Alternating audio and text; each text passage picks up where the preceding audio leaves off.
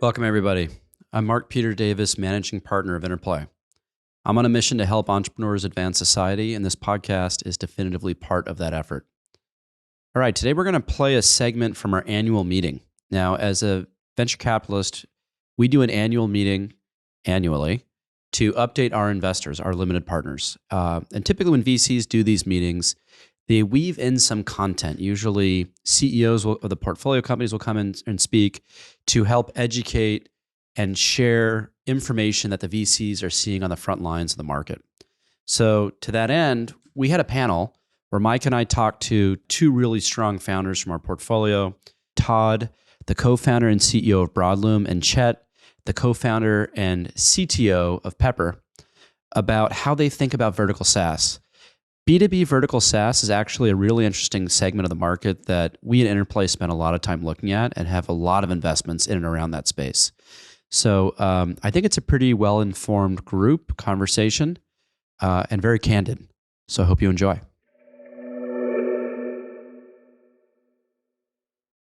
Welcome, guys.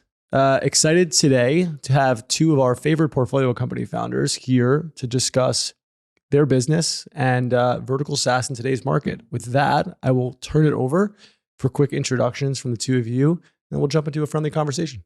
You want to take it? Sure. My name's Chetan Narain. I'm co-founder and CTO of Pepper. Pepper started about 4 years ago to build software for the $1 trillion food distribution market. So food distribution is something that we all interact with every day of our lives. Everyone's got to eat, but we tend to interact with the food supply chain at the retail layer. And what we learned during our previous role at Uber Eats, where we met lots and lots and lots of restaurants, is that the process of getting food to that point of retail, whether it's a restaurant, a grocery store, a convenience store, is actually super complicated. So we hopped in around 4 years ago to start to work with food distribution and build technology and digital services to help the food supply chain operate a lot more efficiently. Awesome. And I'm Todd Saunders. I'm the CEO of a company called Broadlume. We are a vertical SaaS company for the flooring industry. So just like everyone needs to eat, I think everyone also needs to walk on floors, or, I don't know what you would do if you weren't. We do full vertical software. So website, CRM, ERP, and payment processing. We kind of refer to ourselves as like a business in a box for a local flooring retailer.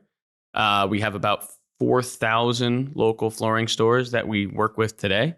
And if you're asking yourself how I got into flooring, that's a much longer question. But to make a long story short, I started my career at Google, was there for a few years. We launched an ad tech company, which I think you guys invested when you were an ad tech company, or right afterwards? We met when you were an ad tech company. Met when you were an ad tech company, pivoted into a vertical SaaS company for the flooring industry.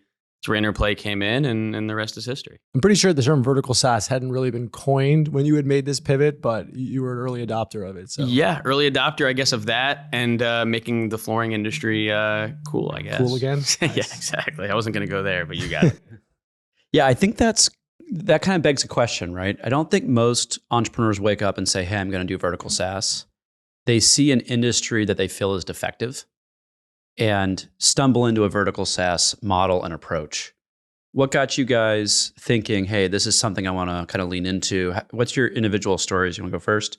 Sure, yeah. So how you landed here? Absolutely. So I, in my previous role, was the first product manager on Uber Eats. And I joined at a point in time where it wasn't even called Uber Eats. And there were 5 of us kind of driving around in cars with sandwiches, trying to figure out how to sell the things. And I was there all the way up through, became a multi-billion-dollar business eventually.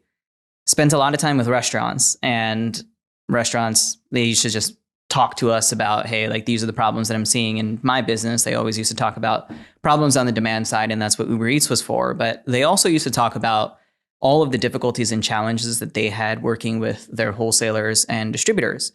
And that kind of opened our eyes to the other side of the food supply chain, where, there's all of this stuff that happens in the background. So in New York, every day up in Hunts Point, there are thousands of people that wake up at 3 a.m, moving around boxes of tomatoes and cucumbers and everything you can imagine, and truck them to all the restaurants and convenience stores and grocery stores before we all wake up.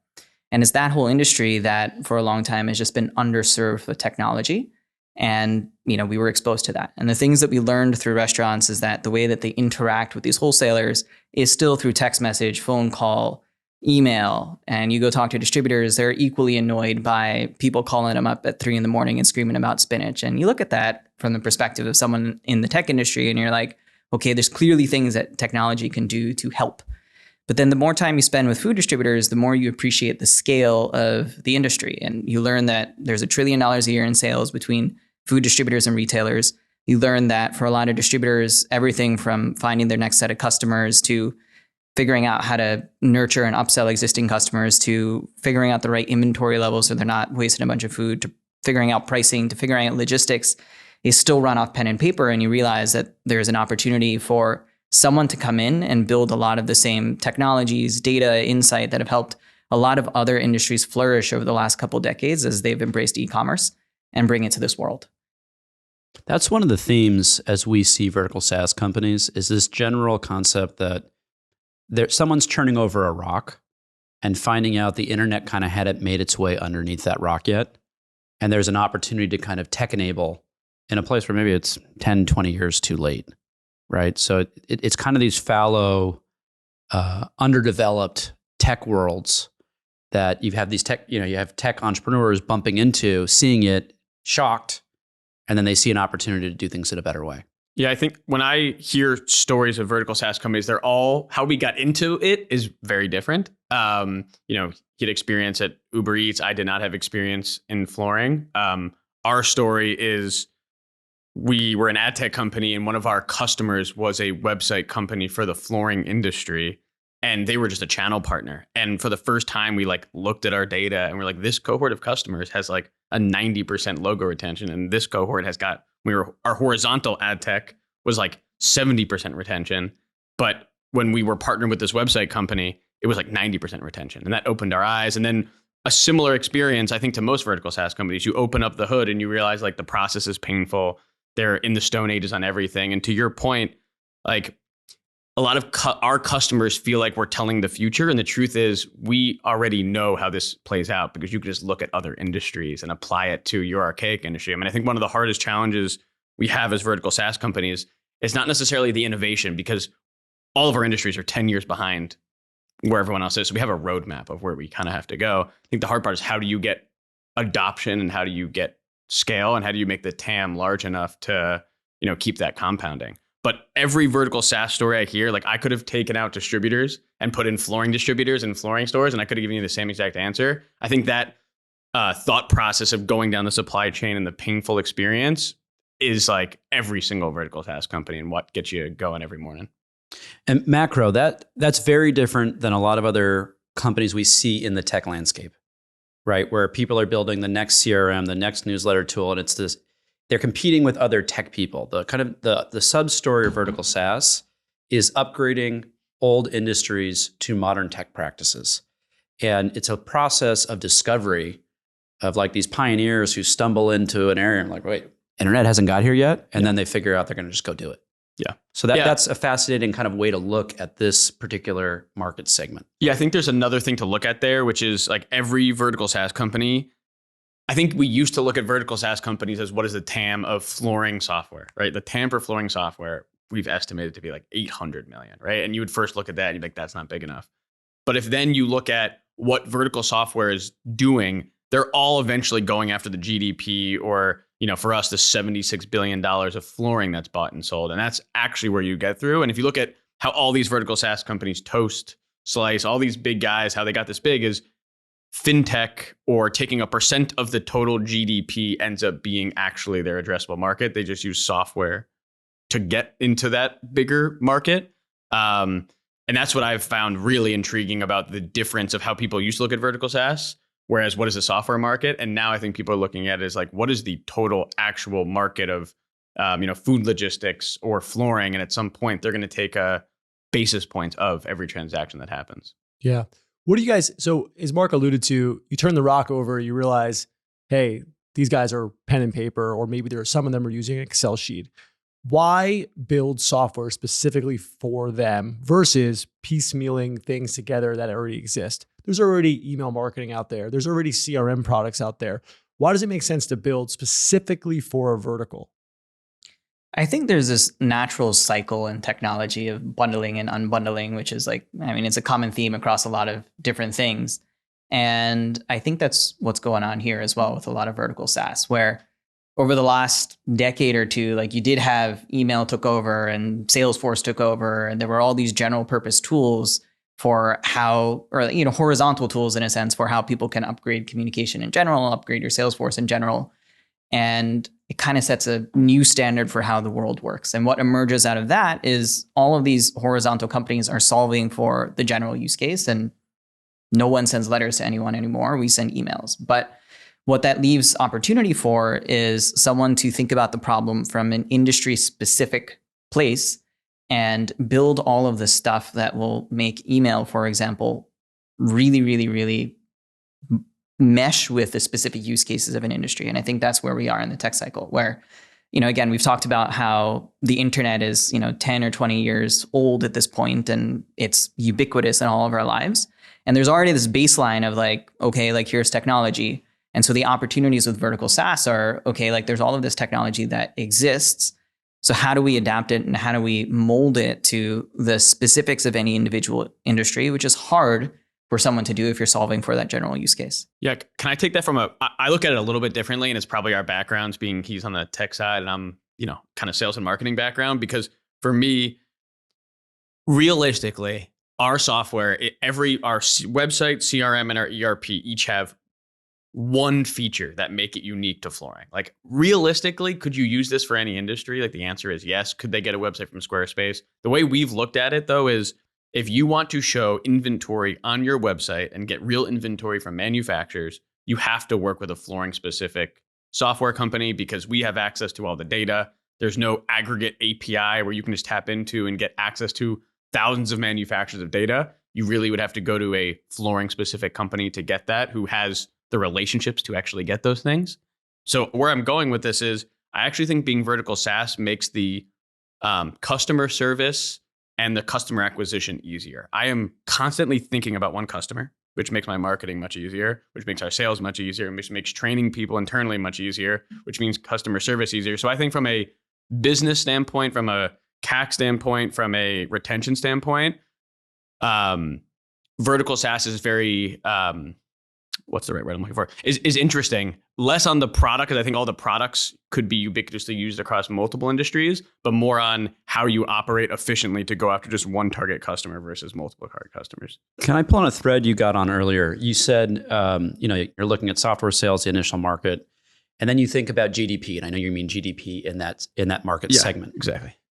Can you give a sense of what the basic playbook is for vertical SaaS? Like, what's a software play? How does it expand to participate in the GDP as you described? Sure. So I'll give our example, and I think everyone has a slightly different variation of this, but I do believe every vertical SaaS company ends up being some sort of percent of the transaction company, whether that's fintech. I think most people think of that through payment processing, right? That's like the obvious way. So my view of the playbook is you start with software, you get a big enough network that then you get into fintech, right? That's the most bread and butter thing that most people think of, because then you get a percent. For us, we make about $600 a month per retailer in software. But then if I'm getting 60 basis points or a full point on their credit card processing, well, that TAM is the $70 billion of flooring that's bought and sold every year. So I think that's bread and butter for most companies. I think what's interesting about our company, and I actually saw this recently with Slice,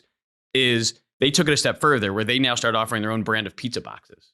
Right? Because all of their pizza restaurants need pizza boxes. They can bulk buy it. They can then brand it, and they can make money on the supplies around the pizza restaurant, not just the credit card processing. For us, it's similar in flooring. Flooring's a commodity. So now what's happening is manufacturers who are making flooring are coming to us and saying, we want to launch our flooring product through you to your customers so we can offer this unique digital experience. So we're wedging our way in there. We couldn't do that if we were vertical SaaS for cars, right? Because cars each have their own brand. It's not a commodity. We wouldn't really be value.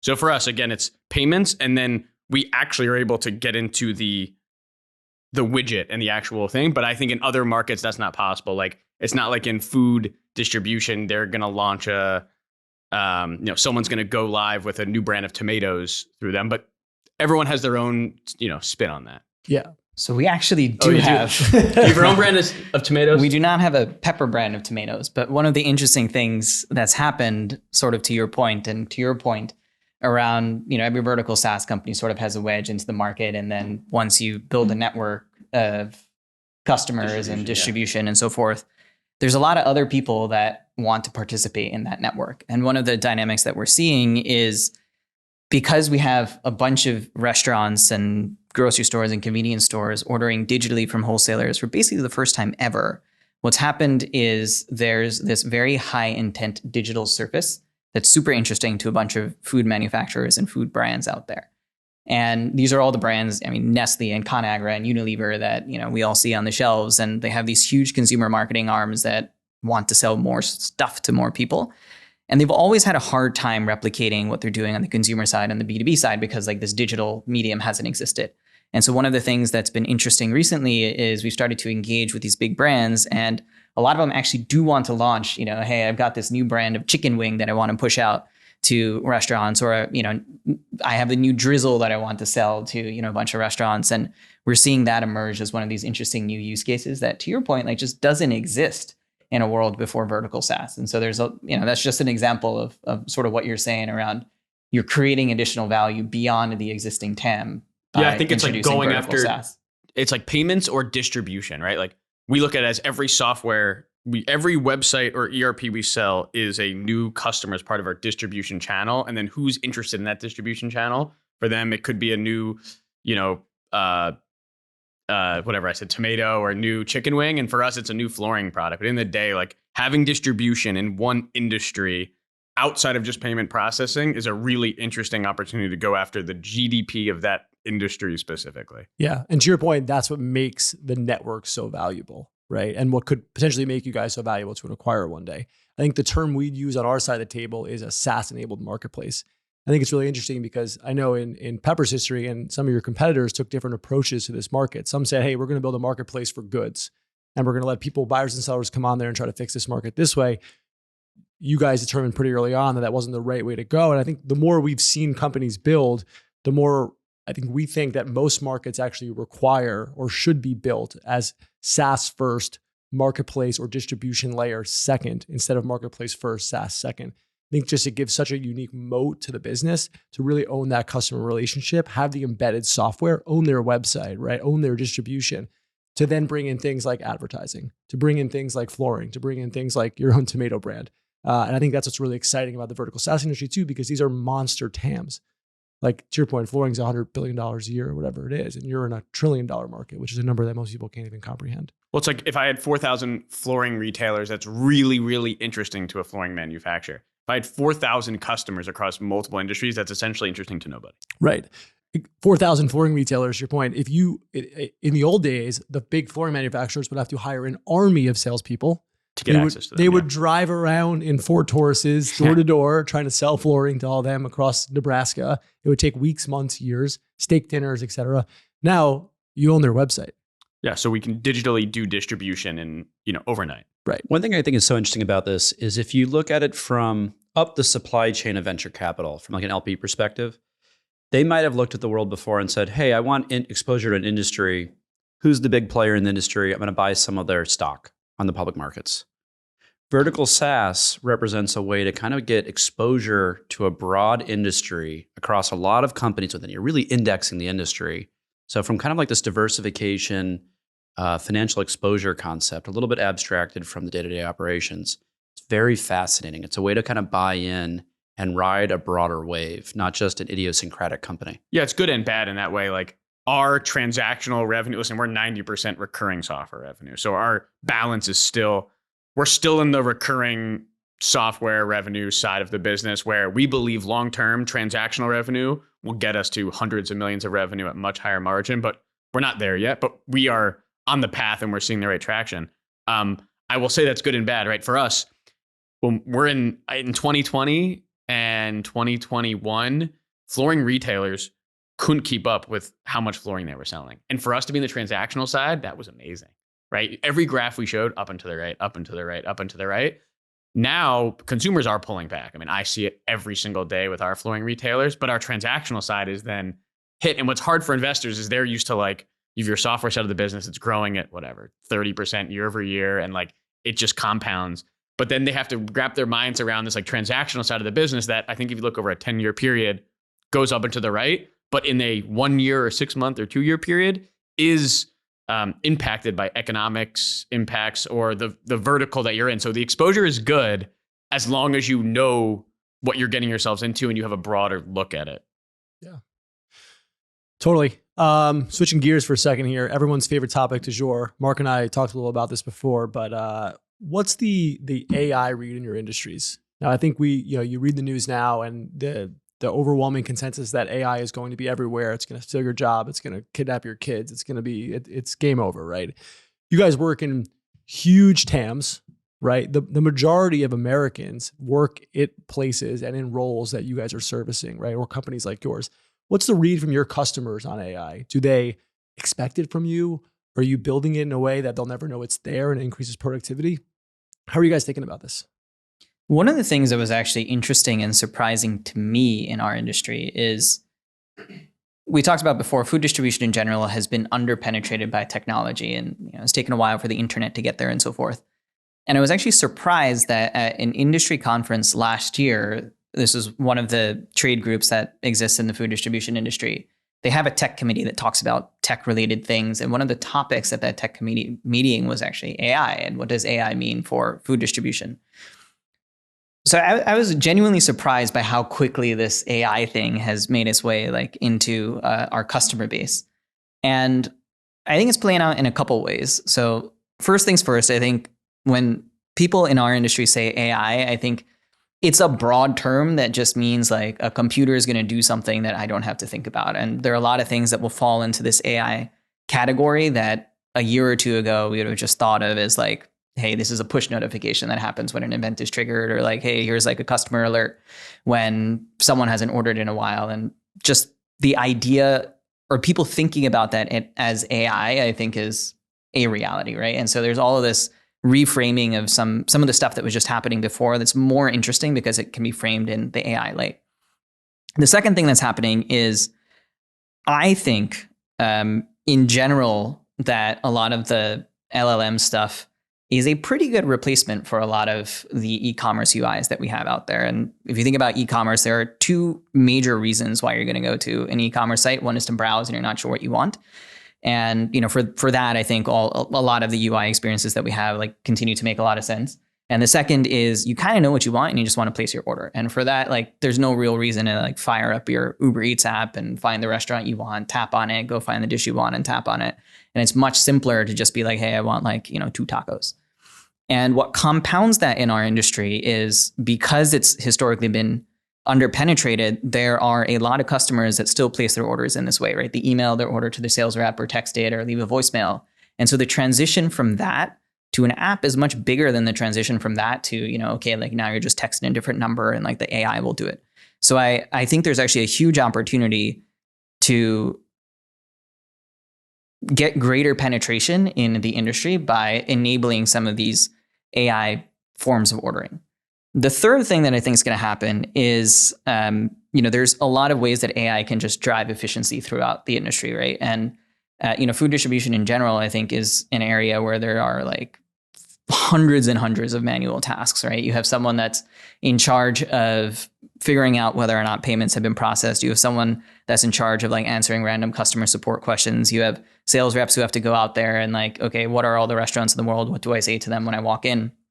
And I think there are a lot of things that AI and, the LLM sense of the word can do to help make a lot of those decision making easier. So one of the things that we're investing in right now is a set of tools to help distributor sales representatives transition from a world where primarily they're just taking orders as they come in via text and email to a world where they're actually out there like building the business. And so, if you're out standing in the middle of New York City, like what are the restaurants around you that don't buy from you? What are their menus? And how can we map their menus to items in your catalog and give you a playbook for what to say to that restaurant when you walk in so that you can make a compelling pitch? So those are some of the ways that I think AI is going to help our customers. And then internally for us, I think, we're already experimenting with AI in terms of efficiency in a number of ways. One of the things that we do a lot of is integrations between Pepper and various ERP systems. And if you think about what those are, it's really a mapping of one data structure to another. And that's something that, LLMs as they stand are actually pretty good at. And so we've seen some success where, LLMs can help our integrations be written faster and help us debug things when things are going wrong.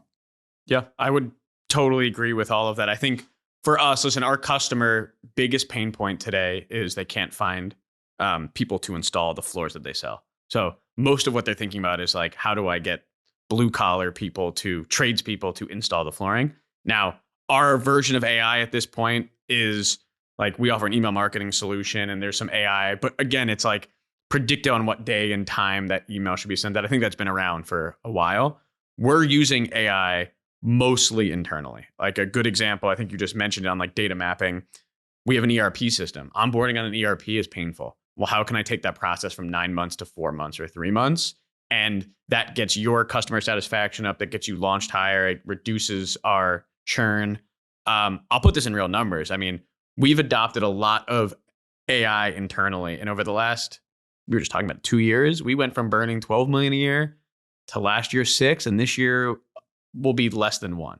And a lot of that is attributed to AI tools internally that are just making us more efficient, and we need less people and our current people can do a lot more. So that's where we're focused on it. And by us obviously losing less money and still growing, we can then invest in other things. So I think our customers are getting benefits from AI even more than they realize without them seeing an AI tool. It's because we're using it internally, becoming more efficient and better of a business. We can invest in other products that are like right now necessary. I think all of us will have to at some point have an AI product for our customers to offer. We're not going to jump into the gun right now in our industry when there's a long list of things that are a problem. But eventually I could see us getting into something customer facing in AI. We don't need to do that right now. It's more internal for us. Yeah. I think that's a really interesting point though, that maybe some people haven't thought about or failed to realize, which is as companies get more productive leveraging tools for AI, the net beneficiary of that is the shareholders, the investors like us and others, but also the customer base. They're going to win by effect of companies shipping products faster, shipping products better, shipping products more efficiently, bringing costs down so that they can have cheaper products, which again is a huge value prop of vertical SaaS to take things full circle here. I've actually seen this a little bit. We were just having this conversation, but I think we went through this like outsourcing wave when everyone went remote. That opened up like outsourcing and remote work. And now what I'm seeing with a lot of these vertical SaaS companies, because listen, in vertical SaaS, you only have a finite number of customers. I only have 20,000 flooring retailers. And even as part of our pitch, when we sell product, we say, someone says I have a website and a CRM with local agency X. And I say, that's awesome. If you don't work successfully with them, they're going to go find a pizza shop or a barber shop or anyone else that they're going to sell to. To me, there's only 20,000 flooring retailers. So I need to be unbelievably successful with you and make sure that like, if we burn a bridge with you, now we have 19,999 customers. There's not like another billion customers we can go after. And in vertical SaaS, like the numbers we look at are net retention, right? A very important metric for vertical SaaS, especially because vertical SaaS companies don't grow at 300% year over year. You start to a point where it just compounds 30%, every single year. And where I'm going with this is I think a lot of these horizontal companies have outsourced a lot of support and other functions because they don't have to maintain that customer base so well and keep that NPS score so high. So like for us, we've never outsourced any support, any of that type of stuff. Instead, what we've done is been able to keep that in-house and use AI to make our current account management teams, CX teams more efficient, which is very important in vertical SaaS. Any chance you have a ratio, an operating metric you track where you're thinking like number of customers per customer service person that you've seen that number shift? Like they can go from supporting 25 to 50 now. I don't even know the number. I just know that we each of our customer success managers used to manage about 125 people. Now they're managing about 200. But I think the sky is, and the same level of service is there, to be clear. I'm not like degrading service. Like the service is everything for us because I only have 20,000 customers. They're so like, bionic. we overserve our customers. Like if you were to look at our CX team, it's still too much to service our customers. But being in vertical SaaS, I only have 20,000. So my bet, and I think everyone's bet in vertical SaaS, is once you open up the wallet, the net retention grows year over year over year, but you can't lose those customers, because if you lose them, they're never coming back and they're finite. So we've been able to double it at this point, but I think the sky is the limit there. Awesome. Gentlemen, thank you so much for the time. Super insightful. We're so appreciative that you let us invest in your companies and support you guys, and excited to keep doing it. Thank you. Thank you. Thanks, guys. Appreciate it. All right. I thought that was a great session. Pretty raw, candid characterizations of how they're thinking about the market and their businesses. Hopefully it was instructive, and we'll catch you again next week.